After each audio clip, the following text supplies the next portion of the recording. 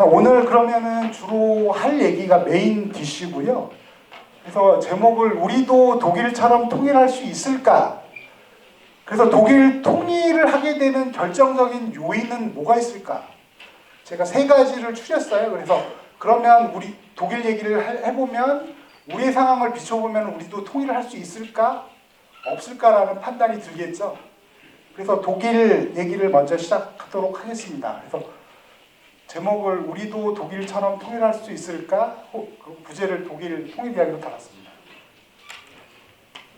오늘 정치, 경제, 사회 이 세 가지를 구분했는데 우선 정치적인 요인 보도록 하겠습니다. 독일 통일의 정치적 과정과 시사점인데요. 독일 통일은 정치적으로 혹은 국제 환경적으로 보면 그 동서독 정치, 경제, 사회적 환경이 국제적인 환경과 동독 안에서의 환경, 그리고 서독의 대동독 정책, 이 세 가지 흐름이 딱 하나의 흐름으로 딱 겹쳤을 때 절묘하게 조성됐기 때문에 가능했다라는 거고요. 그리고 이제 독일 통일의 정치적 과정들을 보도록 하겠습니다. 독일 통일이 언제 됐죠? 여러분 태어나기 전이죠. 1990년 10월 3일입니다. 그래서 독일 통일을 횟수된 지 이제 33년이 됐고요. 독일 통일 어떻게 이루어졌나? 제일 중요한 게 독일 통일의 정치적 혹은 국제적인 환경에서 제일 중요한 사람이 미하일 고르바초프예요. 어느 나라 사람이죠? 네? 네, 러시아. 네, 당시 서기장이죠. 그래서 고르바초프가 등장해가지고 독일 통일에 이제 러시아 사람이 등장합니다. 그래서 뭐 이건 좀 더 보도록 하겠고요. 그래서 흔히 벨벳 혁명 혹은 이따 저희가 글라스노스트하고 뭐 페레스트로이카 얘기를 할 텐데요. 흔히 이걸 벨벳 혁명이라고 해요. 고르바초프가. 그래서 고르바초프에 의해서 동유럽 국가의 대대적인 민주화가 80년대 말부터 등장을 하게 되고요. 그래서 2차 세계대전 이후에 스탈린이죠. 50년도에. 그래서 동유럽을 지배하고 동유럽 국가의 끊임없는 민주화 투쟁이 일어났습니다. 이때 56년도에 헝가리에서 민주적인 정권이 일어났는데 소련의 탱크로 무너지게 되죠. 그리고 흔히 68년도에 프라하의 봄, 영화로 다룬 상당히 유명하고요. 동독에서도 학생혁명들이 일어났지만 다 스탈린에 의해서 혹은 소련의 탱크들에서 다 진압이 되죠.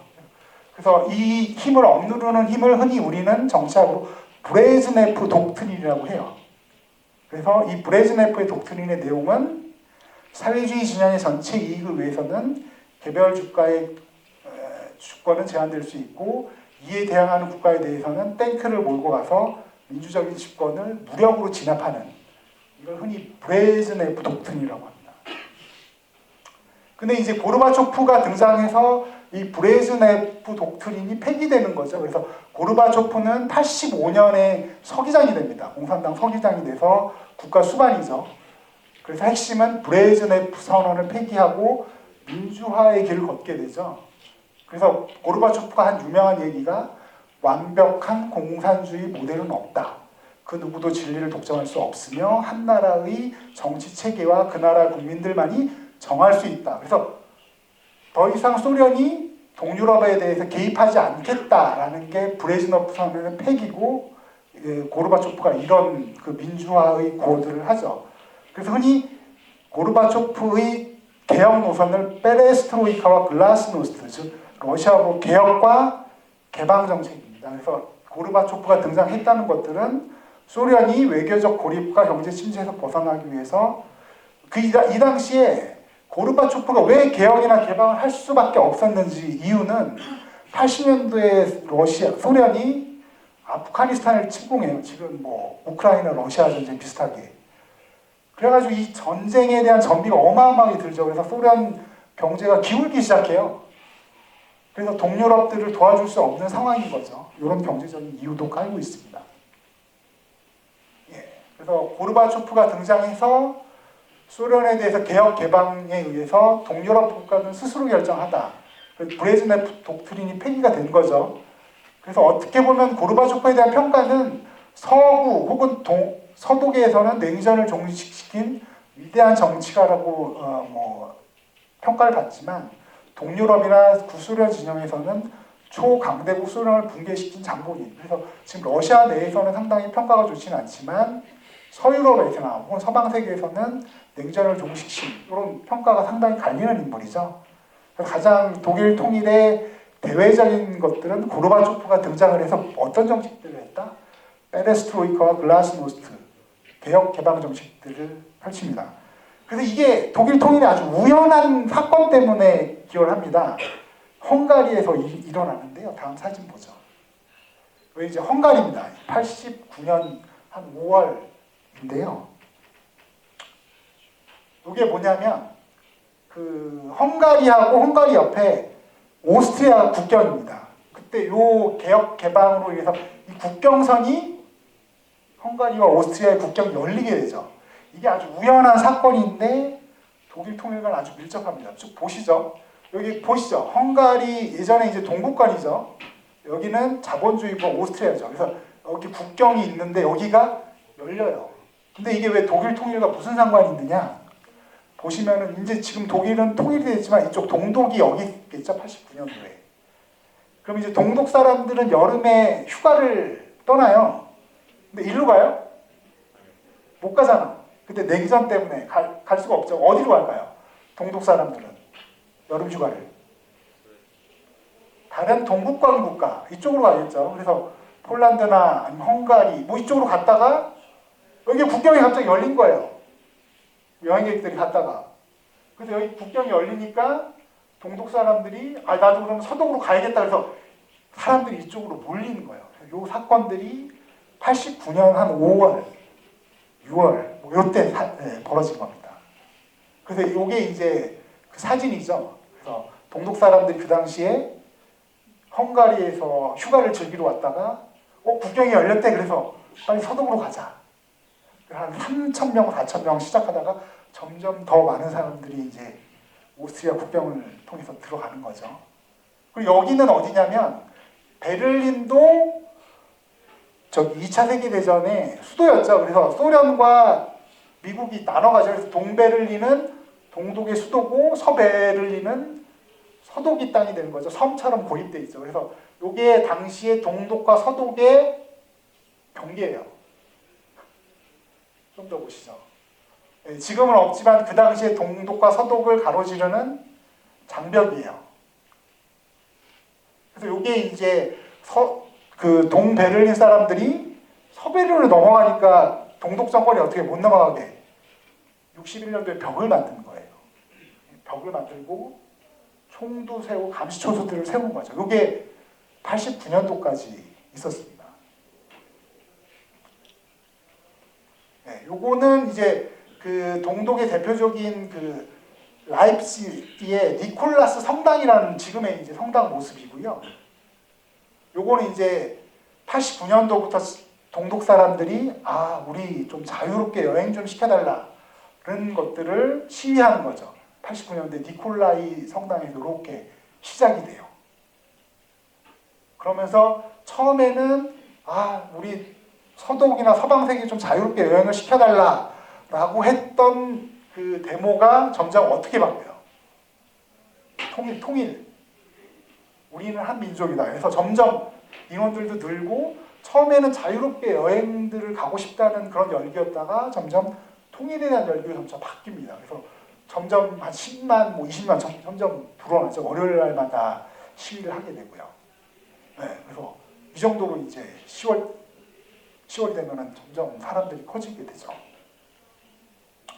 그래서 여행에 처음에 동독 사람들이 한결같은 요구는 우리는 자유롭게 좀 여행을 해보자라고 시위를 했다가 그러다가 이제 우리는 시민이다. 자유롭게 좀 해달라. 이런 시위였다가 이제 11월 9일날 89년 11월 9일날 동독과 서독의 국경이 열리게 됩니다. 그래서 당시에 동베를린 주민들하고 서베를린 주민들이 이 어프네 그랜츠에서 국경이 열리는 거죠. 막 여기 장벽 위에 올라가서 사진 찍고 막 기념을 하는 거예요. 그래서 동독 국경 전면 개방. 이게 89년 11월 9일이고요. 그 이듬해 1990년 10월 3일 날 독일 통일이 되는 겁니다. 네, 갑작스럽게. 네, 요건 이제 통일되는 날 사람들이 기념사진을 찍고 있고 장벽들을 다 허물고 있는 거죠. 네. 그래서 We are just ein Volk. 그래서 우리는 한 민족이다. 뭐 이런 것들을 강조하고 있고요. 그래서 다시 정리하면은 정치적으로 보면은 작은 사건이죠. 처음에는 고르바초프가 등장해서 개혁 개방들을 외치죠. 그러면서 그 오스트리아와 헝가리가 국경이 개방된다. 여기 한 89년 5월이고요. 그리고 동유럽의 변화들이 나오고 점점 이제 동독 주민들이 여행의 자유를 처음에 요구합니다. 그러다가 장벽이 붕괴되고 갑자기 이제 통일을 동독 사람들이 염원하는 거죠. 그래서 1년 지나서 10월에 이제 동서독 통일 조약 체결이 90년 10월 3일에 되는 것입니다. 그래서 정치적 관점에서 조금 정리를 해보면 독일 통일의 대한반도 시사점은 가장 큰 변화는 국내외적 정치적인 요인 중에 소련, 즉 고르바초프가 등장을 해서 개혁과 개방을 하는 거죠. 그래서 개입을 하지 않고 그래서 구소련이 변화되고 동독의 주민들이 자유롭게 여행들을 요구하다가 그러다가 이제 통일을 요구하고 서독 정부가 이에 대해서 호응해서 독일 통일이 이루어졌습니다. 이 내용들이 핵심이라고 할 수 있고요. 자, 다음은 경제적 관점 한번 보죠. 그래서 지난주에 박광호 교수님께서 동서독 비교, 국력 비교들 좀 하셨다고 그러는데 조금 더 보죠. 통일 전 동독과 서독 비교를 해보죠. 그래서 면적은 한 3배 정도 서독이 더 크고요. 인구도 한 3.8배. 그렇고 국민 총생산 40배 서독이 더 크고요. 무역 규모는 13배 정도 큽니다. 근데 지금 뭐 남북한은 이거보다도 훨씬 더 크게 차이가 나죠. 경제적인 측면이고요. 좀 더 부연 설명을 아까 저희가 설명하면 헝가리, 오스트리아의 이제 국경 개방에서 장벽이 무너지기까지 한 4.5개월. 그다음 장벽 붕괴된 이후 11월 9일 이후에 화폐 통폐합을 먼저 합니다. 그래서 90년 5월 26일까지 6.5개월. 그다음 동서독 화폐 경제사회 통합 조약을 체결한 이후에 정치 통합, 즉 통일 90년 10월 3일 독일 통일을 내죠. 4개월. 불과 1년 내외의 독일 통일이 엄청나게 15개월 만에 통일이 완성이 됐고요. 특히 이제 화폐 통합이 먼저 사회 통합, 정치 통합보다 먼저 이루어진 이유는 화폐 통합을 하지 않게 되면은 서독에 동독에 있는 사람들이 다 일자리를 구하러 서독으로 올 거 아니에요. 그럼 사회적인 혼란이 생기기 때문에 화폐적인 안정들을 통해서 동독 사람들이 동독 지역에 거주할 수 있도록 지원, 그 경제적인 조치를 한 다음에 정치 통합을 하는 것이 좋겠다고 해서 먼저 화폐 통합이 먼저 이루어졌습니다. 그리고 그 다음에는 다시 정리를 하면 대외적으로 보면은 독일 통일이 이루어진 것은 고르바초프라는 러시아 그 소련의 개혁가가 등장했다는 것. 두 번째는 동독 주민들이 자유롭게 여행하고 싶고 통일을 원했다는 거고요. 세 번째 측면은 서독의 대동독 정책, 서독을 지원하는 정책들을 언제부터 하냐면은 그 빌리 브란트라는 총리가 있습니다.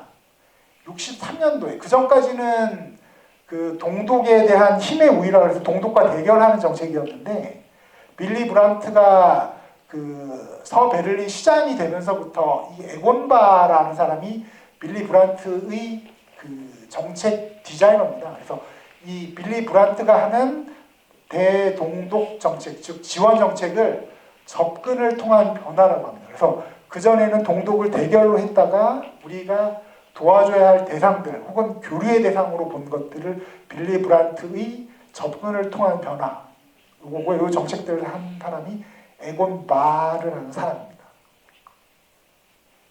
그래서 그 빌리 브란트가 수상이 된 게 69년인데요.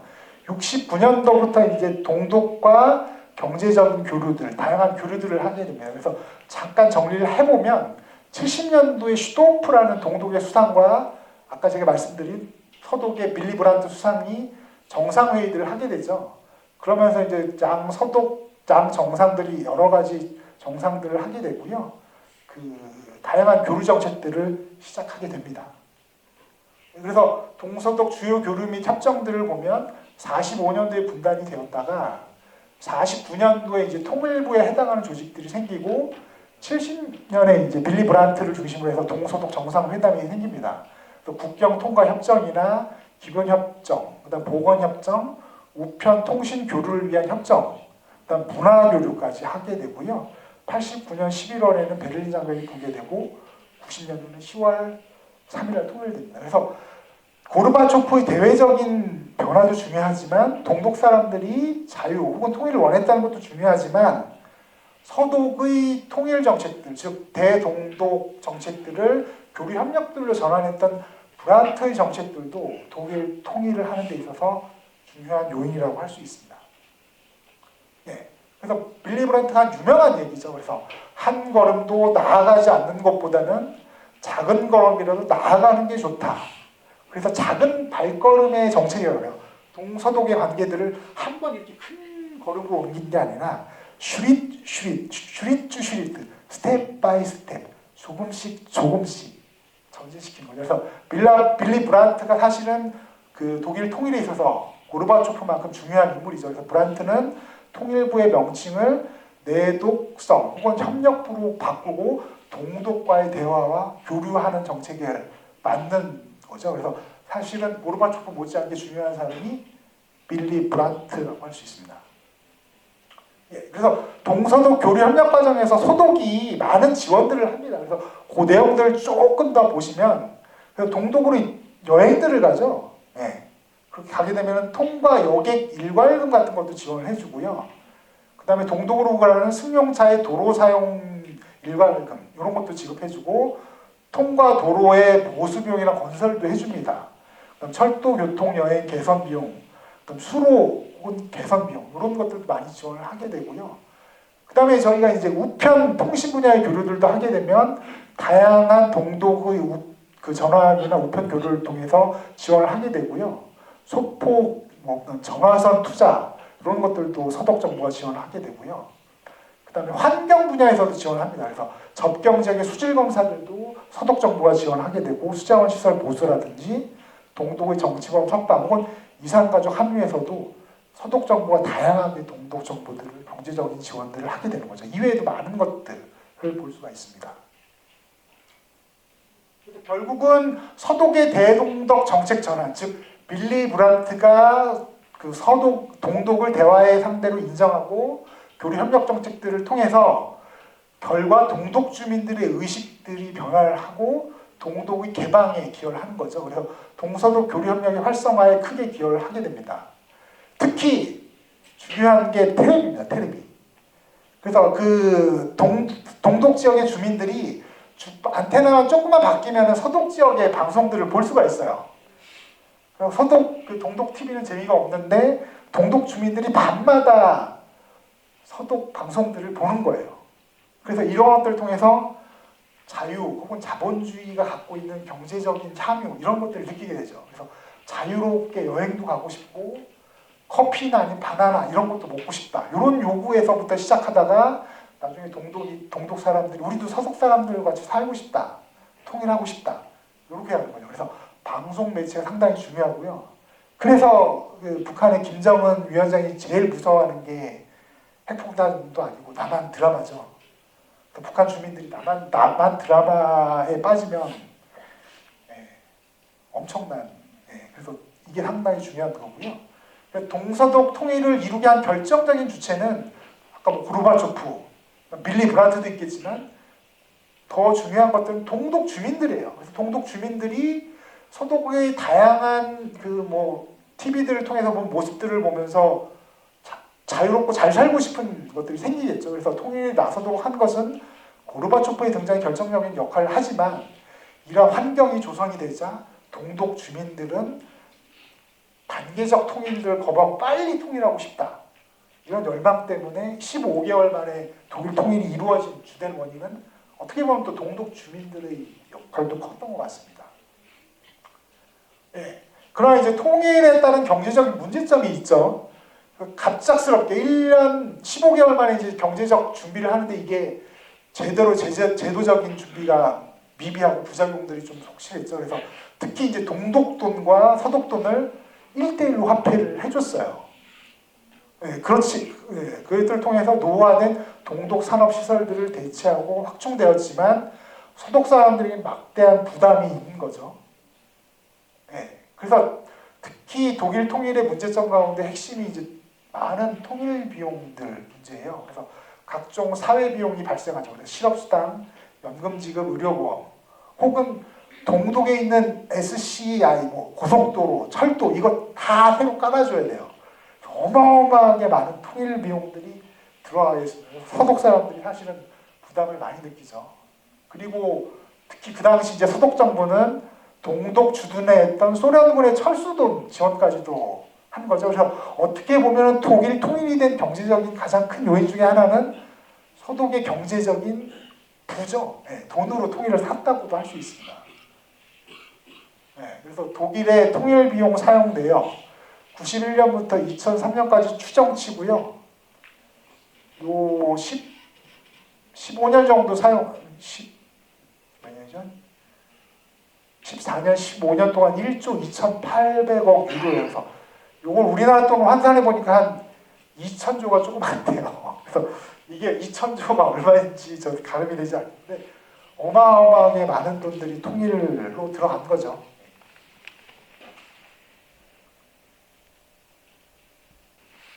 이거는 시간 관계상 생략했고요. 여러 가지 도표들을 통해서 처음에는 이제 독일 통일의 경제적인 시사점을 준다면 독일 통일이 우리에게 던지는 경제적 관점에서 핵심적인 질문은 그러면은 어떠면 우리는 이 독일 통일이 했던 좀 부작용 가운데 하나였던 좀 통일 비용들을 조금 더 줄이고 할 수 있을까? 이게 어떻게 보면은 독일 통일이 우리에게 주는 경제적인 하나의 숙제라고 할 수 있습니다. 여러분도 한번 생각해 보시고요. 이제 마지막으로 이제 사회적 관점에서 보는 독일 통일의 교훈과 시사점. 그래서 제가 그 시작하면서 했던 그 사회 게필슈타우 동독 사람들 가장 기본적인 특징들이 위에서 시키는 대로만 움직인다. 수동적이고 권위주의 체제에서 자랐기 때문에 자본주의에서 자란 우리들 서로 개인주의 문화고 서로 경쟁하는 체제에서 적응하기가 힘들죠. 그래서 요거는 어떻게 보면 지금 이탈 주민들이 3만 명 넘는데 한국 남한 사회에 와서 적응하는 게 힘든 것하고도 연결이 되는 문제입니다. 그래서 마지막으로 사회적 관점에서 보는 독일 통일의 교훈과 시사점들을 보도록 하겠습니다. 이건 이제 오스트리아 헝가리 국경 개방했고 동유럽의 변화 고르바초프가 등장해서 개혁 개방을 했고 동독 주민들이 이러한 그 환경에서 처음에는 여행 가고 싶어요 이렇게 했다가 이제 통일을 원하게 돼서 엄청난 빠른 속도 15개월 만에 통일을 했죠. 그래서 독일 통일의 대내적 요인은 동서독의 통일은 장기간 교류 협력의 결과, 즉 교류 협력 정책들을 만들었던 빌리 브란트의 역할들이 상당히 컸다고 할 수 있습니다. 그리고 독일 통일이 이루어지게 한 가장 큰 사회적 의미는 동독 주민들이 원해서 한 거예요. 그래서 동독 주민의 마음을 샀던 게 가장 크죠. 그래서 통일은 결국은 사람이 하는 것이며 사람이 그 중심에 있습니다. 그래서 사람의 마음을 사는 것. 이전에 동독이 없어지는 데 대한 동의와 소독 체제의 수용, 즉 동독 사람들이 이전의 체제로 돌아가지 않고 새로운 소독 사회를 원했다는 것. 이게 가장 핵심이라고 할 수 있죠. 그래서 동서독 통일은 동독의 사회주의 체제가 서독의 복합적이고 거대한 사회복지 체제로의 강제적인 이전을 의미합니다. 그래서 동독 사람들에게는 어마어마하게 큰 사회적인 변화죠. 그래서 동서독 정치, 경제, 사회 통합의 큰 원칙은 뭐냐면 동독 주민도 결국은 독일 국민이다라는 거죠. 그래서 동독 주민도 서독 주민과 똑같은 시민의 권리와 의무를 향유해야 한다. 이게 큰 원칙이고요. 근데 서독은 왜 동독 주민이 요구하는 통일을 수용했던가? 동독 주민들이 강한 요구가 있었고요. 서독도 그들의 강한 경제력에 대해서 의문을 갖지 않았어요. 그래서 통일에 대한 어떤 자신감들, 이런 것들이 크게 작용했습니다. 그래서 초기에 동독 주민들은 통일이 됐죠. 그래서 우리도 서독 사람들처럼 잘 살 수 있다. 이런 열망으로 들끓었죠. 그래서 처음에는 90년도, 91년도에는 막 희열에 찼어요. 해방감. 활력을 느꼈어요. 그래서 흔히 이거를 전환의 열기 뭐 이렇게 표현을 해요. 그래서 동독인들은 그들의 삶이 근본적으로 개선될 것이라고 믿었어요. 그래서 우리도 서독 사람들처럼 자유롭게 여행도 가고 BMW나 벤츠차 타고 갈 수 있을 것이라고 믿었죠. 근데 이와 같은 서독 체제에 대한 이상과 동독 체제에 대한 평가 절하가 통일 낙관론의 순지한 발판이 되었다. 그래서 동독 사람들은 이 자본주의에 대한 뭐라 그러죠? 좋은 것만 본 거죠. 자유롭게 여행 다니고 좋은 차 타고. 근데 어때요, 여러분들? 세계 여행 다니고 뭐 벤츠를 뽑으려고 하면 뭐가 있어야 돼? 돈 있어야 되잖아요.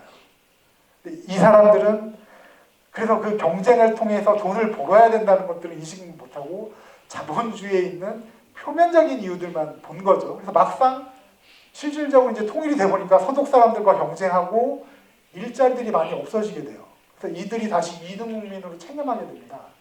그래서 이 통일 이후에 동독 주민들이 짧은 시기에 전환과 열기가 없어지면서 서독 사람들과의 경쟁에서 뒤처지게 돼서 차별과 모순들을 느꼈어요. 그래서 동시에 동독인들은 직업, 사회적 변화가 갑자기 더 이상 자기들이 갖고 있는 경쟁력들이 서독 사람들과 경쟁에서 쉽지 않다는 것, 이런 것들을 감수해야 돼요. 그래서 흔히 제가 아까 얘기했듯이 1등 국민은 서독, 2등 국민은 우리 동독이야. 뭐 이런 얘기들이 나오기 시작합니다. 그게 바로 동독인들의 2등 국민인식이에요. 그래서 공산주의 엘리트들은 거의 완전히 서독 엘리트들로 대체되었고 정치, 행정, 대학, 법원, 관공서, 특히 경제의 대부분의 엘리트들을 차지하는 것들은 서독 사람들. 통일이 됐더니 동독 지역에서 다 엘리트들은 동독 사람들은 다 공산당원에서 그 자리를 서독 사람들이 차지하고 있는 거죠. 그리고 이제 자본주의가 실질적으로 뭔지를 깨닫기 시작합니다. 거기에서 개인주의고 치열한 경쟁들을 경험하게 되는 거죠. 그래서 뭐 세무사나 재무사, 보험 설계 이거는 동독에 없던 그런 일자리들이죠. 그래서 이런 것들을 배워나가는 거죠. 그러면서 경쟁하게 되면서 오히려 소외감들을 느끼게 되면서 정체성을 깨닫게 되죠. 그래서 동독인들은 구동독 시절에 익숙해 있던 사회주의 혜택들 이걸 그리워하게 돼요. 다시. 그래서 우리 예전으로 돌아갈 수 없을까? 그때 평생 직장, 고용이 보장되고 주택과 차량들 이런 거 다 국가에서 제공해 주는데 이거에 대한 향수들을 느끼게 되죠. 그걸 흔히 오스탈기라고 해요. 그리고 이제 가장 먼저 엄습한 것들은 동독의 공장이나 이런 것들이 다 서독에 비해서 경쟁력이 떨어지게 되죠. 그래서 직장들을 많이 잃습니다. 실업률의 변화고요. 쭉 보시면 되고. 두 번째는 독일 통일이 가져온 사회적 문제 두 번째인데요. 그래서 동독 사람들은 통일된 이후에 서독 혹은 자본주의를 다시 배워야 되고 적응해야 돼요. 그래서 사회주의 계획경제 구조에 기반한 독재 체제에서 민주적이고 다원적인 사회적 시장 경제의 전환이 이루어졌으나 전환에 따른 구동독 주민들의 인성이나 직업에 미친 영향에 대한 관심을 두지 않았음. 이게 무슨 얘기냐? 통일되기 전에는 동독 사람들은 다 당이 시키는 대로 해야 하는데 통일 이후에는 당이 없어요. 그래서 스스로 결정해야 돼. 그리고 서독 사람들과 경쟁을 해야 돼. 얼마나 힘들겠어요. 네. 그러면 이제 불공평과 차별들을 느끼죠. 동독 주민들은 구동독 정리 과정에서 불공평하고 일방적이며 차별을 받는다고 생각하면서 대부분의 요직들은 동독 지역의 대학 교수가 95%가 서독인들이죠. 그래서 겉으로는 동서독 사람들이 다 같지만 다른 거죠. 이질감, 문화적으로는 서로 다른 것. 이게 이등국민론 뭐 이런 것들하고 연결이 됩니다. 그래서 동독 주민들이 서독 주민들에 대한 인식은 저 서독 사람들 저 거만하고 잘난 체하고 개인주의라고 그랬잖아요. 연대할 줄 모르고 이기적이야, 계산적이야. 이런 이미지가 동독 사람들이 서독 사람들에 대해서 생각하는 일반적인 스테레오타입이라고 한다면,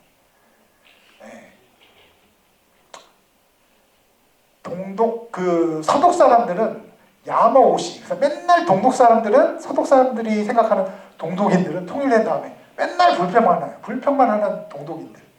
동독인들은 통일된 이후에 많은 지원들을 해서 고마워해야 할 텐데 오히려 통일 이후에 서독 혹은 자본주의 체제를 비난한다. 이렇게 생각하죠. 이거 흔히 야머 옷이라고 해요. 그리고 이거 베시스는 잘난 척하는 서독이, 즉 동독 사람들이 서독 사람들 이렇게 생각하죠. 그래서 서로 격차들이 이런 이질감들이 커지게 되고 있습니다. 네. 그래서 결국은 이 사회적인 문제에서 가장 핵심은 사회 심리적인 갈등 구조들을 어떻게 통합시킬 것인가. 이 문제는 지금 독일 통일이 30년이 돼가고 있는데도 아직도 여전히 숙제로 있고요. 마지막으로 요거 하나만 보실게요. 독일 통일이 됐는데도 대기업의 그 500대 기업의 본사가 다 서독 지역에 있어요. 동독 지역에 있는 건 몇 개 안 돼요. 그렇기 때문에 통일된 지 30년이 지났어도 이노베이션이라고 하는 거는 구동독 지역에서 일어나지 않거든요. 그게 제가 얘기한 아까 동독 사람들의 기본적인 특징들. 시키는 대로 하기 때문에 이 사람들이 스스로 결정하거나 혹은 다른 사람과의 경쟁 혹은 혁신적인 생각들을 하는 데서도 여전히 30년이 지났는데도 이노베이션들이 일어나진 않죠.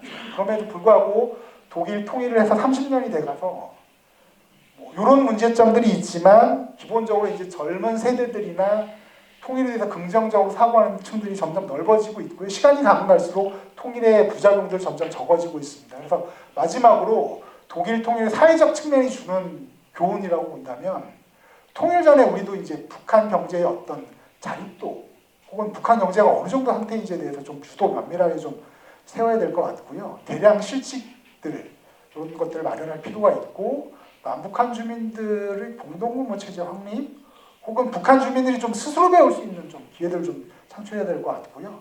북한 주민들이 혹은 북한 이탈 주민들이 자신이 북한 출신이라는 거에 대해서 좀 낙인을 씌우지 않고 자기가 사회적 정보에 대해서 긍정적으로 할 수 있는 우리의 좀 문화적인 풍토들, 배려심 이런 것들도 필요한 것 같습니다.